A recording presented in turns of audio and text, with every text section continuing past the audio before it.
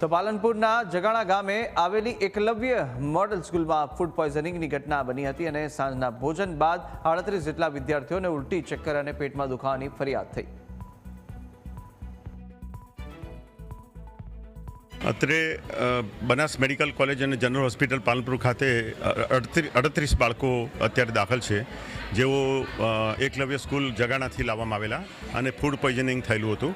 અત્યારે એકાદ બે બાળક સિવાય બાકી બધા બાળકની કન્ડિશન એકદમ સ્વસ્થ છે અને જે એક બે બાળકને થોડુંક આઈવી ફ્લુઇડ વધારે આપવું પડે એવું છે એમને આપી રહ્યા છીએ, બાકી કોઈ ખતરાથી બધા બાળકો બહાર છે। મને ચક્કર આવતા હતા અને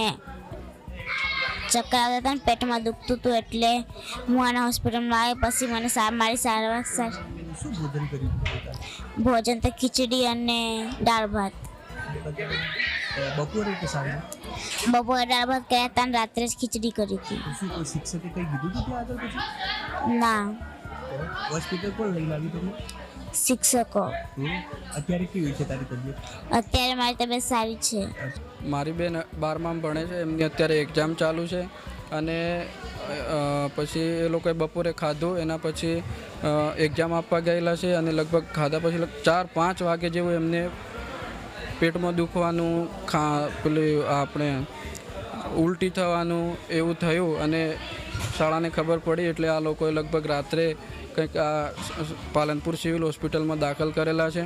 આ બધું કર્યું એ તો ઠીક, આટલો મોટો પ્રોબ્લેમ હોવા છતાં ક્યાંય લગભગ 35 થી 36 છોકરીઓને દાખલ કરેલી છે પાલનપુર સિવિલ હોસ્પિટલમાં અને તેમ છતાંય વાલીઓને ક્યાંય કોઈ જાણ નથી સાહેબ।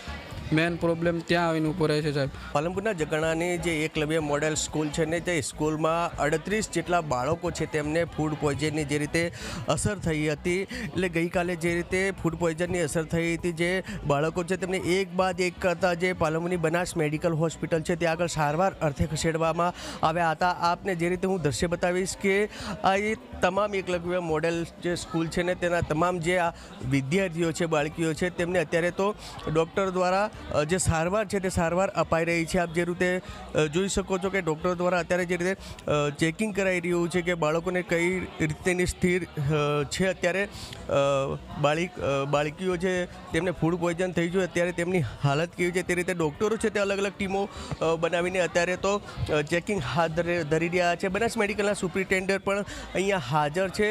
તમામ પ્રકારની જે સારવાર છે તે અપાઈ રહી છે। અત્યારે તો મહત્ત્વનું કહી શકાય કે ફૂડ પોઈઝન કયા કારણોસર થયું હતું આ તમામ બાળકોને તેના ઉપર અત્યારે તો તપાસ ચાલી રહી છે। અત્યારે કહી શકાય કે 38 જેટલા જે બાળકો છે તે બનાસ મેડિકલ હોસ્પિટલમાં સારવાર લઈ રહ્યા છે અને તેમની હાલત અત્યારે તો સારી જોવા મળી રહી છે। Ratansinh Thakor, news capital.